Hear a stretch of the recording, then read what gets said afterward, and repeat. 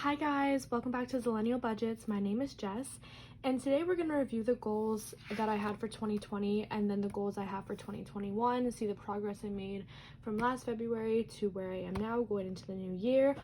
Also, Happy New Year. I hope everyone had a wonderful and safe holiday season. This is the journal I have for 2021.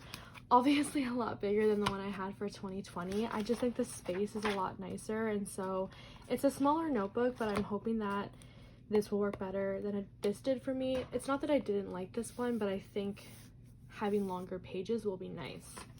So this is the budget journal I had for 2020, and these were the goals I had.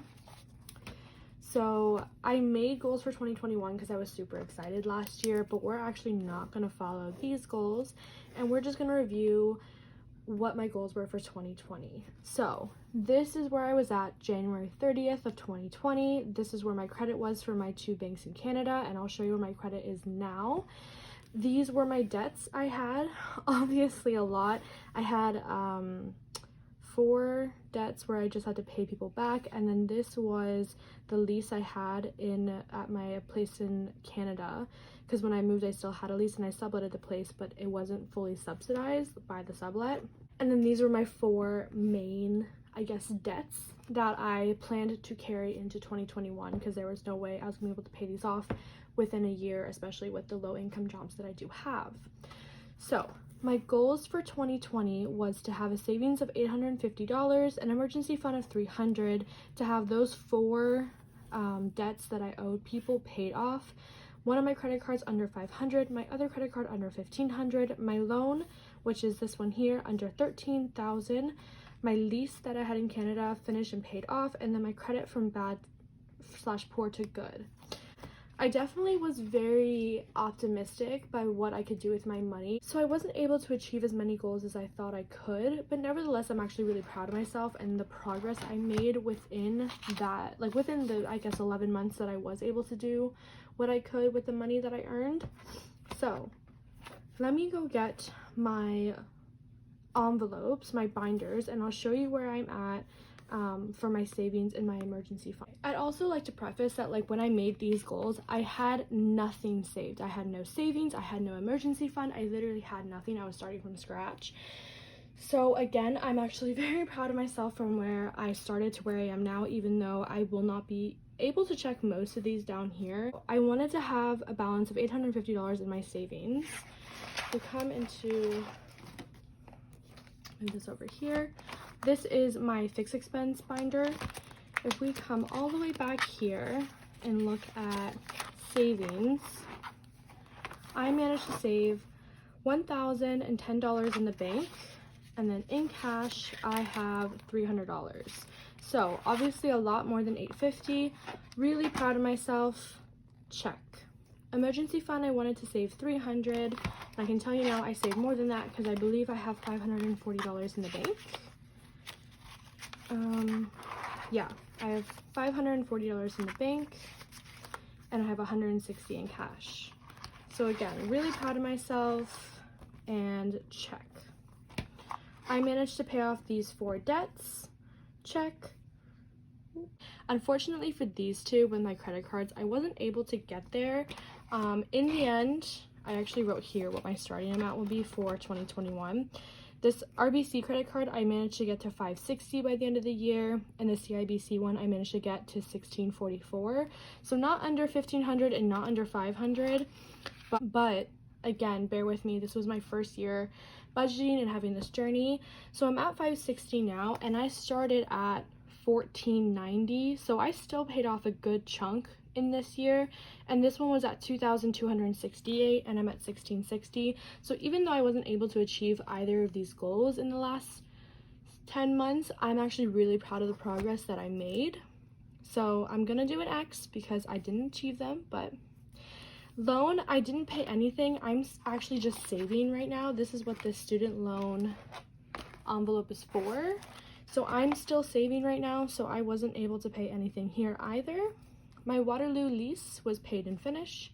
Check.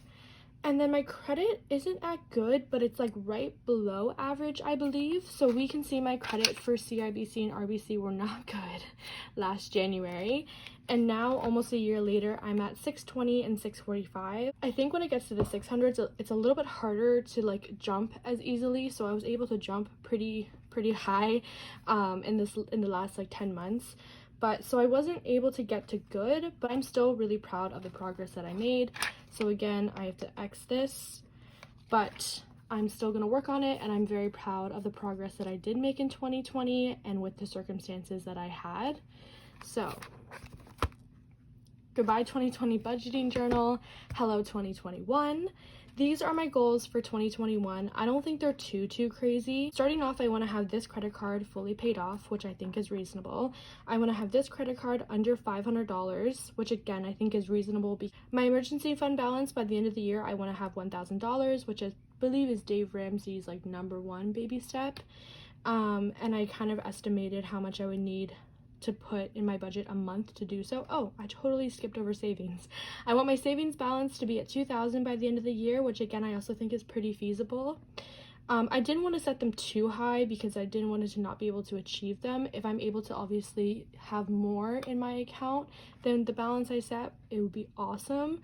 But I didn't want to make it too high and then not be able to achieve it based on the fact that I'm not going to be able to work as many hours as I did this past year, as I'm going back to school, or I'm planning to go back to school if I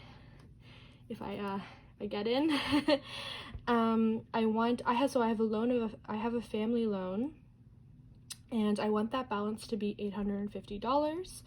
My friend is getting married at the end of the year, and so I do need the balance, like a certain balance by that time. So I really want $1,100 by the time October comes around. I want to be able to complete the 100 envelope savings challenge. I didn't do any savings challenges last year. I started the 100 envelope, and I want to be able to complete this year. I'm not going to be able to do it every month just because I don't know how it's going to work in my budget, but I want to be able to complete it. I also want to find a full-time job by the end of the year with a minimum of this much. I don't know if that's smart to like make a range, but it would be nice because it's a lot more than I make now at either jobs. I want my credit to go from below average to average, which hopefully is possible. I know it's, like I said earlier, it's hard to jump once you're in like the 600 zone. Like it's hard to raise your credit unless it's like consistently over time, but I'm hoping that I'm able to do that. Lastly, I want to make like around $400 to $500 from selling things. I really need to declutter my house and my life, and I feel like if I have the goal, then I will actually make an effort to sell things. And then down here, I just have where my debt is starting in 2021. My overall goal is still to be debt-free by 30. I'm currently 25. Hoping that this will be paid off. This will be under 500, and then I can focus on my 2 student loans. And yeah, everything else in here is just like savings challenges, credit checkup when I want to do it, and then all my trackers is what I have in here leading up to January 2021 budget. So I hope that made sense for you guys. I just really wanted to review my goals that I had from last year versus this year and the progress that I made in the last, I guess, like almost year, 11 months. If you guys enjoyed this video, please give it a thumbs up, comment, and I would really appreciate if you guys subscribed, and I'll see you guys next time. Bye!